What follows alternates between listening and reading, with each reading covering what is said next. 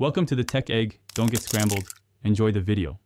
In this video, I will explain how to read your Charles Schwab statement. We'll start by locating the account summary, which provides a snapshot of your overall financial position. Then, we'll dive into the activity section to track all your transactions, ensuring you understand every deposit and withdrawal.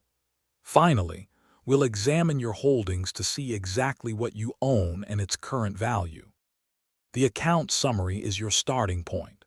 Here, you'll find your beginning and ending balances, giving you a clear picture of your account's movement. Pay close attention to the total market value of your investments, which reflects their current worth. Also, verify your cash and money market fund balances to understand your liquid assets. If you're finding this video helpful, please hit that like button and subscribe for more content. On another note, bring your space to life with the Echo Dot smart speaker. It's a fantastic way to enjoy music and smart home features. You can find a link to the Echo Dot and other great deals in the description below. Now, let's get back to the video. Next, let's decode the account activity section. This area lists all transactions, including deposits, withdrawals, and transfers.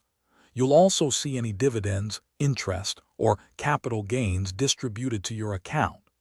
Don't forget to review any fees or charges, like advisory fees or trading commissions, to ensure accuracy and understand their impact. Finally, we'll analyze your investment holdings.